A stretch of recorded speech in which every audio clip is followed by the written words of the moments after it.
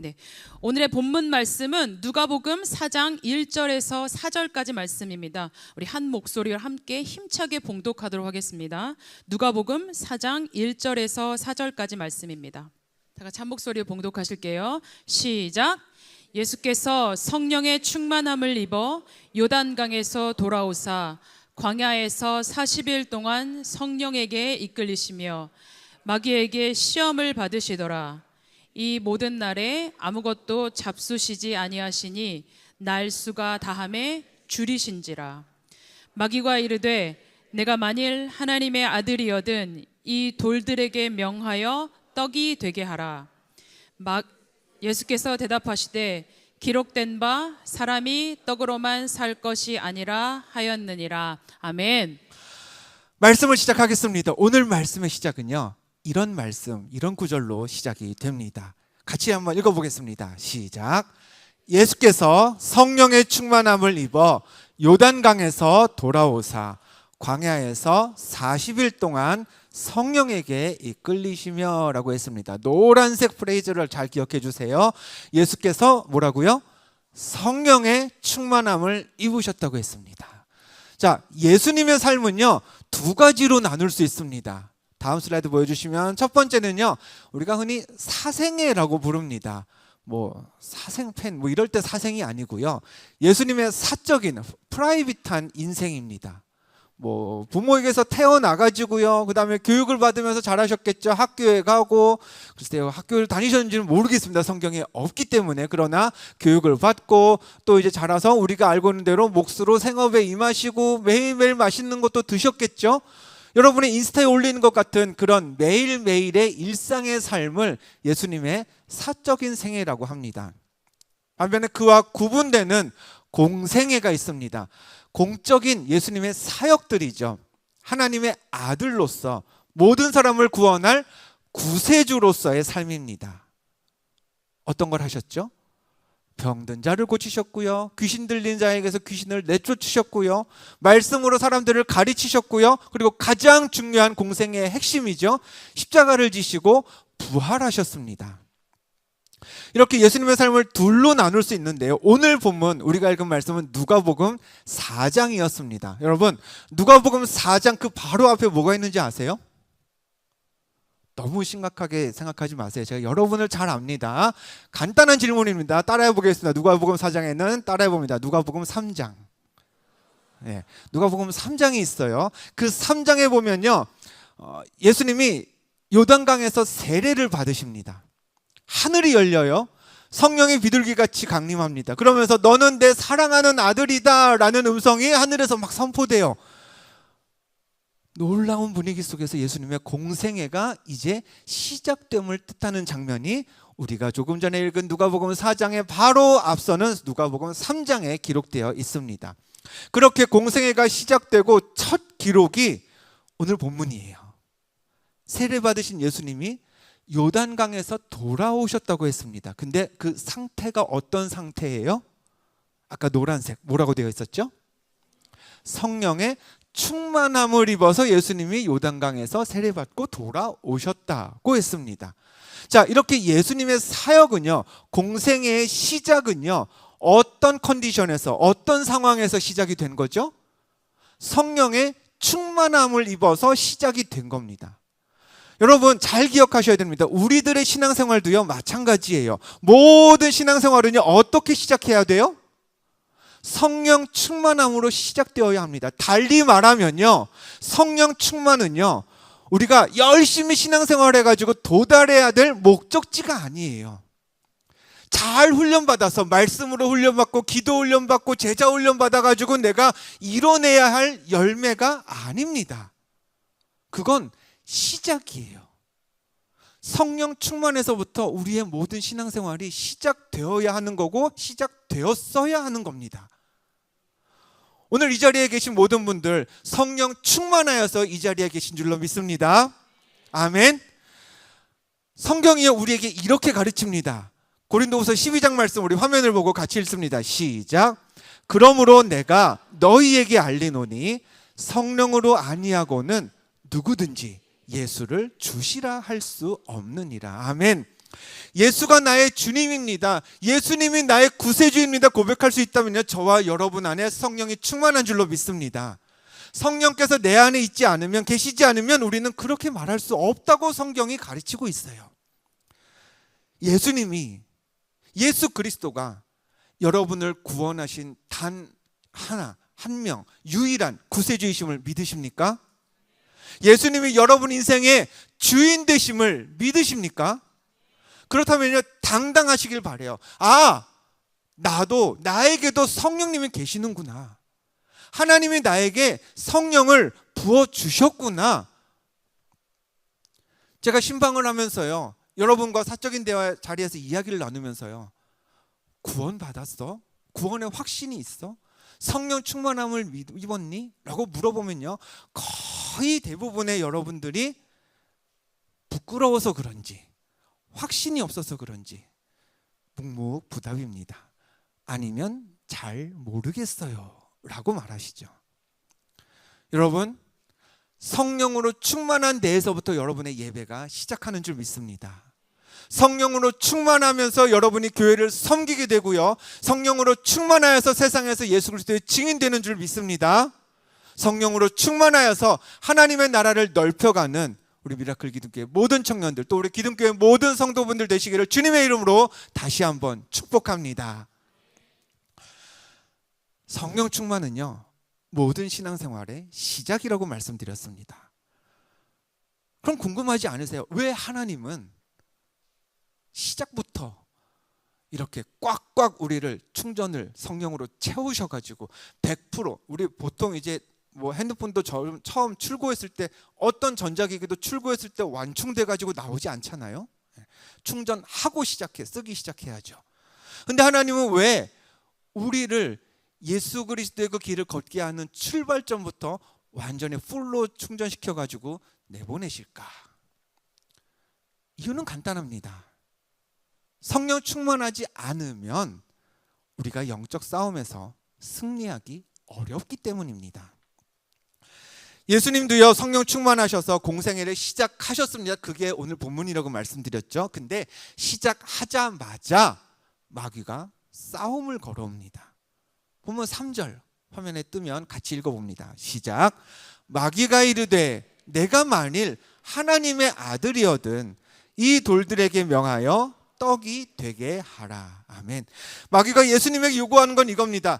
야, 여기 돌들 많잖아. 이 돌들을 떡이 되게 해서 너 먹어봐. 너의 배를 채우기 위해서 여기 있는 돌들을 좀 바꿔봐. 네가 먹을 수 있는 걸로. 근데 이 말씀을 기록하고 있는 성경에 보면요, 오늘 우리가 읽은 내용 위에 타이틀이, 소제목이 표제어가 달려 있습니다. 이렇게 달려 있을 거예요. 예수님이 뭘 받으셨다고요? 시험을 받으시다라고 이 내용을 한마디로 그렇게 압축하고 있어요. 본문 2절에도요, 예수님이 마귀에게 시험을 받으셨다라고 분명히 성경에 기록하고 있습니다. 근데 우리는요, 성경이 예수님이 시험 받았다고 하니까 그런가 보지, 시험 받으신 거구나 하지, 여러분 한번 잘 생각해 보세요.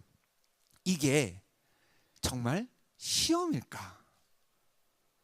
돌들을 떡이 되게 해서, 빵이겠죠? 빵이 되게 해서 너 배고프잖아, 먹어. 네가 먹을 수 있는 걸로 바꿔. 이게 시험일까 정말? 이게 시험이라면요, 그럼 그 시험을 통과하기 위해 뭘 해야 되는지를 거꾸로 생각해 보면 좋습니다. 자, 자격증 시험을 보러 갔어요. 국가공인 자격증입니다. 자격증 이름은 돌이 떡되기 하기. 시험 문제가 딱 나옵니다. 자, 주어진 시간 안에 이 돌들을, 주어진 돌들을 떡으로 만드시오. 그럼 여러분 그 자격증을 얻기 위해서 뭘 해야 돼요? 뭘 해야 돼요? 여기 다 떨어질 사람들만 있는 거 아니죠? 뭐 해야 돼요? 돌을 떡 되게 해야 됩니다. 그게 시험이니까요. 문제가 주어졌으면 그 문제대로 해야 시험을 통과하는 거잖아요. 예수님이 그렇게 하셨나요? 아니에요. 그럼 예수님은 마귀가 돌을 떡이 되게 해라 라고 했는데 안 했으니까 탈락이시네요. 졌네요. 실패하셨네요. 근데 그건 또 아니에요. 우리가 알기로 예수님은 마귀의 시험을 이겨내셨나요? 그냥 무너지셨나요? 이기셨잖아요. 뭔가 이상해요. 지금 시험은 시험대로 주어졌는데 또 하지도 않았는데 예수님이 이기셨대요. 또 하나 이상한 점이 뭔지 아세요? 같은 내용을 마태복음 4장은 이렇게 이 상황을, 오늘 본문의 상황을 좀 더 자세하게 이렇게 설명합니다. 제가 읽어드리죠. 그때 예수께서 성령에게 이끌리어 마귀에게 시험을 받으러 광야로 가사 40일을 밤낮으로 금식하신 후에 어떻다? 줄이신지, 배고프신 거예요. 지금 예수님이 당연하겠죠.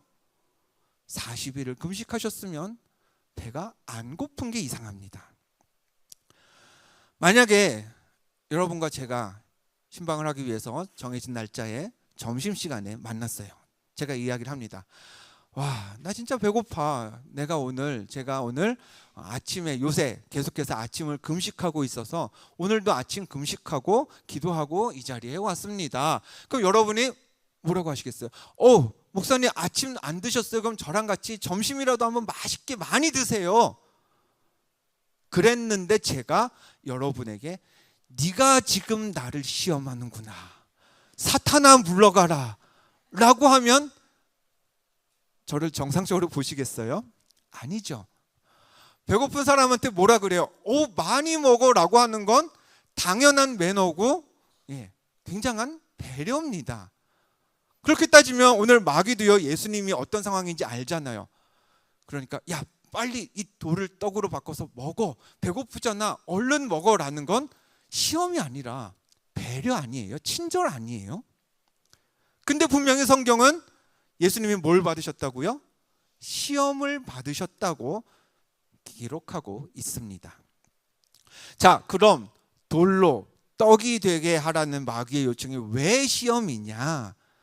이게 왜 시험인지를 이해하려면요, 전제 조건 하나를 여러분이 염두에 두셔야 됩니다. 지금 마귀는요, 예수님에게 돌을 떡으로, 빵으로 만들 수 있는지 없는지, 돌을 떡으로 만들 능력의 유무, 있고 없고를 시험하고 있는 게 아니라는 겁니다. 이런 거겠죠.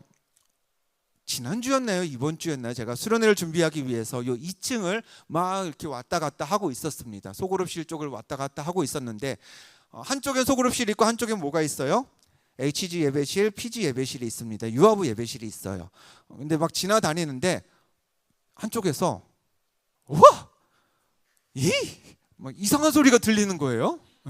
무슨 소리지 하고선 보니까 HG실은 아무도 없어요. PG실을 들어갔습니다.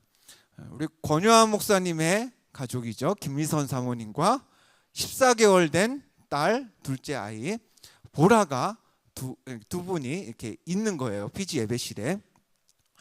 그 괴성의 발언은 뭐냐? 조금 이따 바로 알았습니다. 제가. 사모님이 절 보자마자 이러시더라고요. 목사님, 보라가 드디어 걸어요.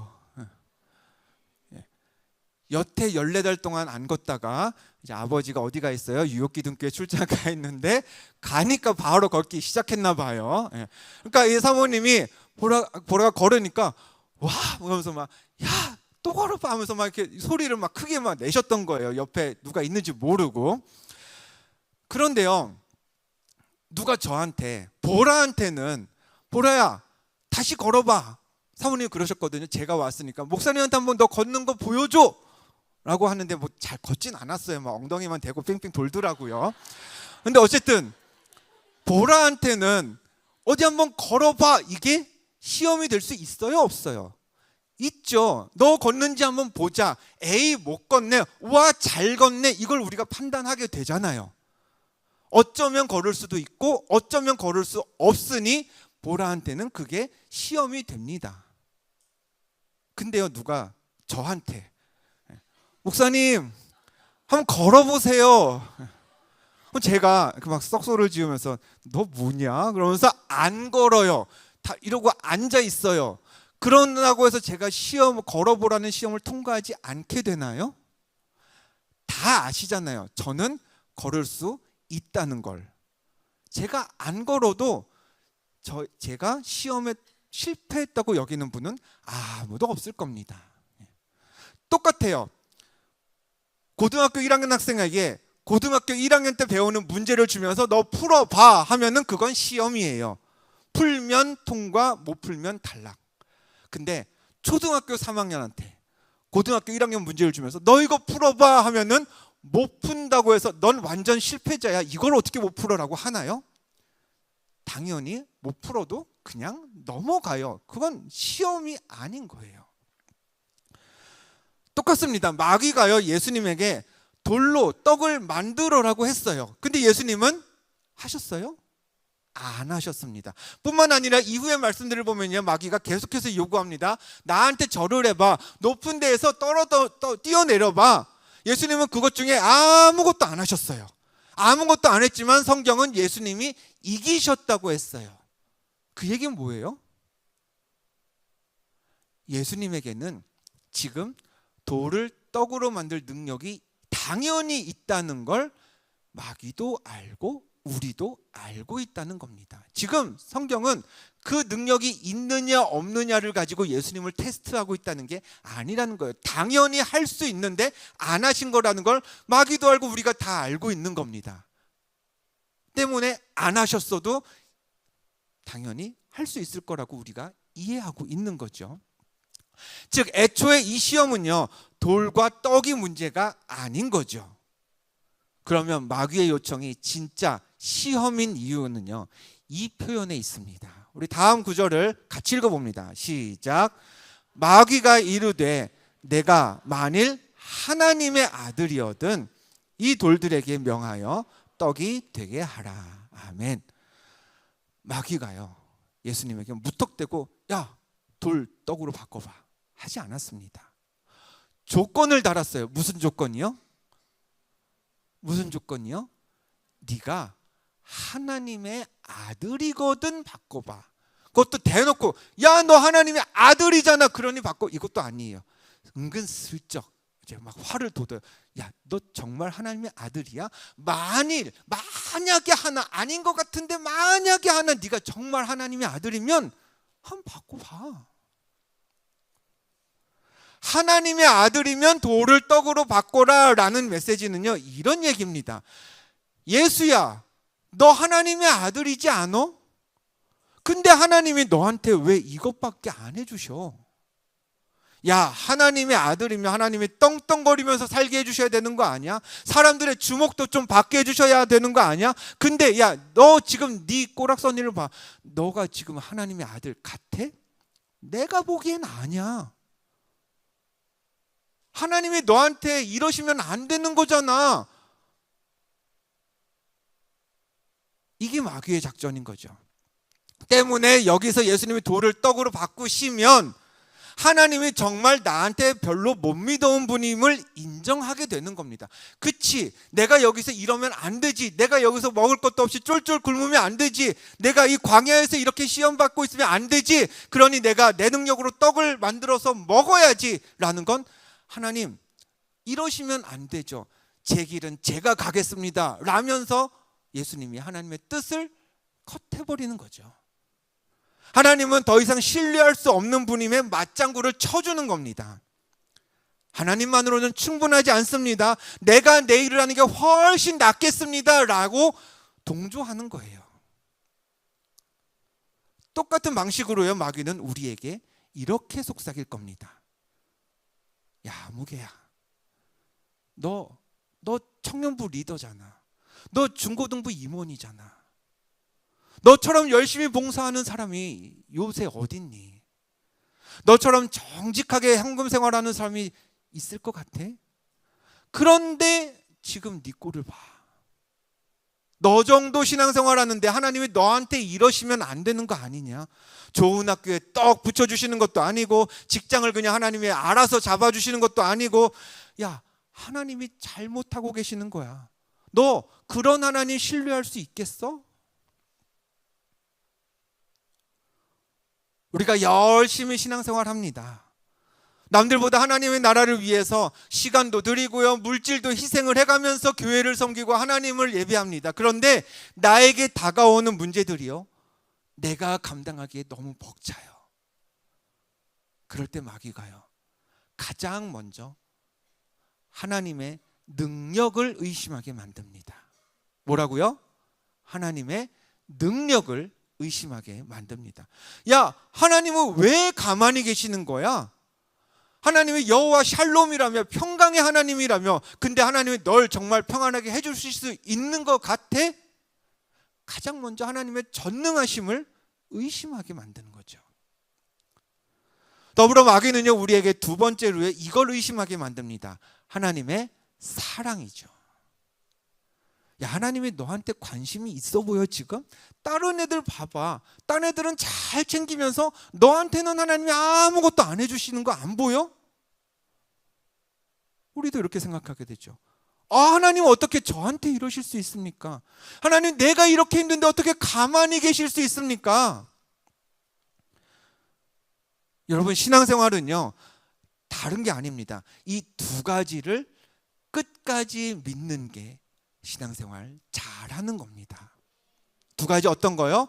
하나님의 능력이죠. 천지를 창조하신 하나님은 전능하시다. 못하시는 게 없다. 나를 구원하신 그 하나님이 나를 위해서 무엇이든지 해주실 수 있다는 걸 의심하지 않는 게 우리의 신앙생활입니다. 또 두 번째, 하나님의 사랑을 끝까지 신뢰하는 겁니다. 전능하신 하나님이 전능하시기만 하면 아무 소용이 없어요. 그 하나님이 어떻게 해요? 나를 사랑하세요. 나를 구원하시려고요, 아들 예수 그리스도를 이 땅에 보내주셨어요. 그냥 남들한테만 전능하시면 그게 무슨 소용이에요? 그 하나님이 나를 사랑하신다는 걸 믿게 되는 게, 그게 신앙생활 잘하는 겁니다. 생각해보면요, 아담과 하와가 받았던 유혹도요 똑같아요. 뱀이 말합니다. 야, 하나님이 선악과 먹지 말래지? 왜 먹지 말래? 하나님이 너네 사랑하는 거 맞아? 왜 사랑하는데 그건 하지 말래? 사랑하는데 그러면 안 되지. 사랑을 의심하게 해요. 야, 하나님이 왜 선악과 먹지 말랬는지 알아? 하나님처럼 될까 봐 그래. 하나님이 사실은 너네를 견제하는 거야. 하나님을 사람이나 견제하는 그런 능력 없는 분으로 만들도록 하려던 게 뱀의 작전이었던 거죠. 사탄은요, 이처럼 늘 우리로 하여금 하나님의 능력, 첫 번째, 또 두 번째로 하나님의 사랑을 의심하게 만듭니다. 본문에서 예수님에게도 사탄은 같은 계략을 썼습니다. 하나님의 아들이 꼬락서니가 이게 뭐야? 네 아버지 하나님 별 능력이 없으시구나. 아무것도 해줄 수 있는 게 없으시구나. 능력을 의심하게 하고요. 야, 네가 이 모양 이 꼴인 거 보니 하나님은 널 사랑하지 않아. 사랑을 의심하게 하죠. 그 상황에서 예수님이 돌을 떡으로 만드셨다면 하나님은 능력도 없고 날 사랑하지도 않는 분임을 예수님이 입증하는 거였습니다. 그렇기 때문에 그건 예수님에게 분명 시험이었던 거죠. 자, 두 번째로요, 돌을 떡이 되게 하라는 게, 그 마귀의 요청이 예수님에게 시험이었던 이유는 두 번째 이겁니다. 우리가 주목해야 할 표현이 있는데요, 같이 읽어봅니다. 내가 명하여 떡이 되게 하라. 내가 명하여 떡이 되게 하라. 하나님께 기도해서 하나님께 간구해서 먹을 것을 얻으라는 게 아닙니다. 누가 떡을 만들라고요? 네가 직접 명해서 떡을 얻으라는 거죠. 너 배고프지? 하나님이 널 채워주시지 않고 있잖아. 그런 방법은 하나야. 네가 돌을 떡으로 만들어서 먹어. 간단해. 이게 왜 시험이냐면요, 우리가 잘 아는 이야기 두 개를 한번 비교해 보려고 해요. 자, 첫 번째, 신약성경 마태, 마가, 누가, 요한 복음서가 전부 몇 개가 있죠? 몇 개가 있죠? 한 개, 누가 한 개라고 그랬어요? 네, 몇 개가 있죠? 네 개가 있습니다. 그 네 개의 복음서에 똑같이 기록된, 공통으로 기록된 예수님이 하셨던 기적이 있어요. 오병이어, 떡 5개, 물고기 2마리로 예수님이 남자만 5,000명이 되는 그 많은 사람들을 다 먹이셨습니다. 그리고 12광주리가 남았어요.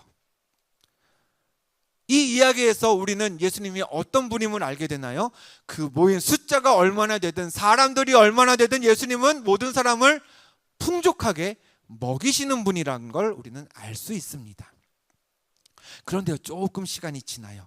우리가 종려주일이라고 알고 있는 예수님이 막 사람들의 환영을 받으면서 예루살렘으로 들어가셨던 그 다음 날 마가복음 11장을 보면요, 이런 말씀이 기록되어 있습니다. 예수께서 시장하신지라 멀리서 잎사귀 있는 한 무화과 나무를 보시고 혹 그 나무에 무엇이 있을까 하여 가셨더니 가서 보신즉 잎사귀 외에 아무것도 없더라. 자, 우리 예수님이 또 배고프세요. 오늘 본문에 이어서 두 번째로 또 배고프셨습니다. 자, 배고플 때 먹을 것을 찾으셨어요. 마침 무화과 나무가 보였습니다. 예, 무화과 좋아하세요? 배가 안 고파서 그래요.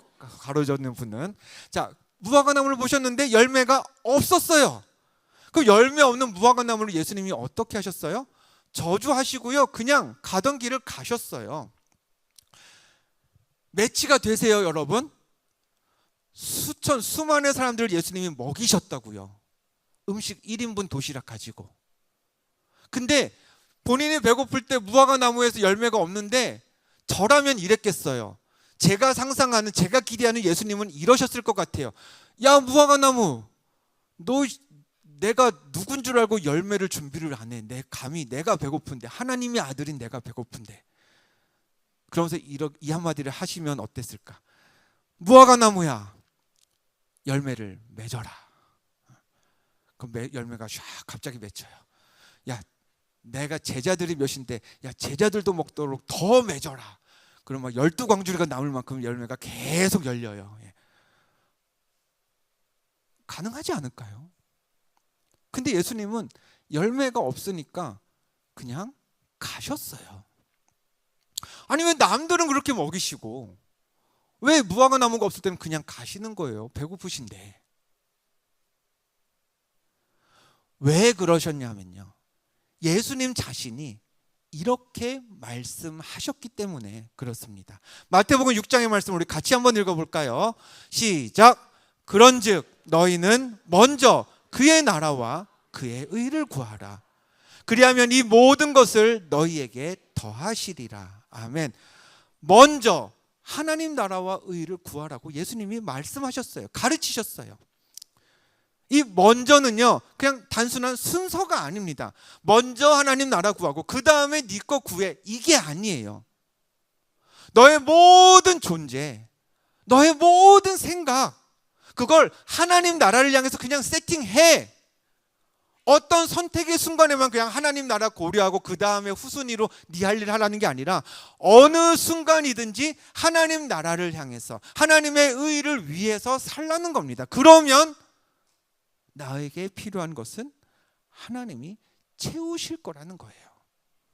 1순위 이거, 2순위 이거, 이게가 아닙니다. 그냥 우리의 삶을 하나님 나라를 향해서 돌려놓은 채로 그대로 살아가라는 겁니다. 근데 오늘 본문에서 마귀는요, 그런 예수님의 방향성 자체를 틀어버리려고 했어요. 야, 하나님 나라, 하나님 의, 지금 당장 먹을 게 없는데 그게 무슨 소용이야. 네가 명해서 하나님께 구하지 말고 네가 명해서 돌을 떡으로 바꿔. 그래서 먹어. 일단 살고 봐야지.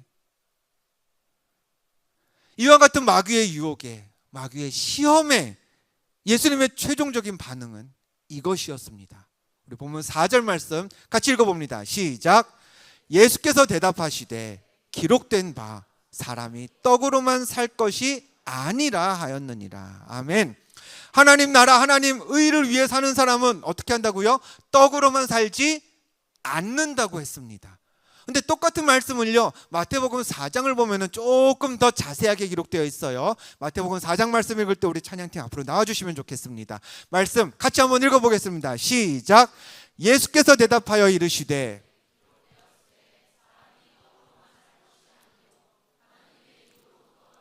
모든 말씀으로 살 것이라 하였느니라 하시니. 아멘. 하나님이 허락하신 인생을 살다 보면요, 분명히 있습니다. 어떤 순간이? 떡이 필요한 순간이 우리에게 있습니다. 지금 예수님의 상황이 딱 그랬습니다. 떡이 아니면, 먹을 게 없으면 무엇도 예수님의 배고픔을 채울 수 없었습니다. 그런데 떡을 얻기 위해 예수님이 하실 수 있는 건 옵션은 여러 가지였어요. 상황을 붙잡을 수도 있었습니다. 사람을 붙잡을 수도 있었습니다. 마귀에게 청할 수도 있었겠죠. 마귀의 유혹처럼 예수님 자신이 나서서 자신의 지혜, 자신의 힘에 기댈 수도 있었습니다. 그런데 예수님은 이렇게 말씀하신 거죠. 나는 하나님 말씀을 끝까지 붙잡겠습니다. 나는 하나님 말씀만 붙잡겠습니다. 이게 예수님의 고백이었고요. 동시에 이게 우리 모두의 고백이어야 하는 줄 믿습니다. 우리가 말씀을 끝까지 붙잡을 때 살 수 있는 이유, 우리가 계속해서 보고 있는 사도행전 19장 20절 말씀에 그 답이 있습니다. 우리 한 번 더 같이 읽어볼까요? 이와 같이 주의 말씀이 힘이 있어 흥왕하여 세력을 얻으니라. 아멘. 하나님 말씀에는요, 떡으로 우리를 유혹하는, 빵으로 우리를 유혹하는 마귀의 시험을 이길 힘이 있는 줄 믿습니다. 그렇게 말씀의 힘을 경험한 청년들이, 성도들이 모이면 모일수록 하나님의 말씀도 함께 흥왕하는 줄 믿습니다. 번창하고 왕성해지는 거죠. 그리고 그 말씀이 우리를 통해서 세상 가운데 흥왕하게 되면요, 결국 말씀이 이 땅에 세력을 얻습니다. 그렇게 하나님의 나라가 완성되어 가는 것이죠. 기억하시길 바랍니다. 우리는 하나님 말씀의 능력으로 이 땅을 살아가는 사람입니다. 하나님 말씀의 능력으로 이 땅을 살아가야만 하는 사람입니다. 왜요? 우린 하나님께 속한 하늘 백성이기 때문입니다. 말씀을 통해 우리가 가지고 있는 그 두꺼운 성경 66권을 통해 우리에게 약속된 하나님의 능력, 또 하나님의 사랑, 그 능력과 사랑을 끝까지 의심하지 않는 그런 우리 미라클 기둥교회, 그런 우리 기둥교회 모든 성도들 되시기를 축복합니다. 내 손으로 내 떡을 얻는 게 아니라 하나님 나라를 위해서 내 손을 쓸 때, 내 손을 내밀 때, 드릴 때, 그때 하나님이 내가 생각하지 못한 길을 통해서 나를 채우심을 경험하실 수 있기를 축복합니다. 그게 하나님께 속한 자, 하나님 나라에 속한 자의 삶입니다. 우리로 하여금 자꾸 하나님 없이 무엇을 하려고 하는, 하나님의 능력과 사랑을 의심하게 하는 그 어떤 시험에도 무너지지 말고 하나님 맡기신 소명을 끝까지 이루며 사는 그런 우리 모두가 될 수 있기를 주님의 이름으로 다시 한번 축복합니다.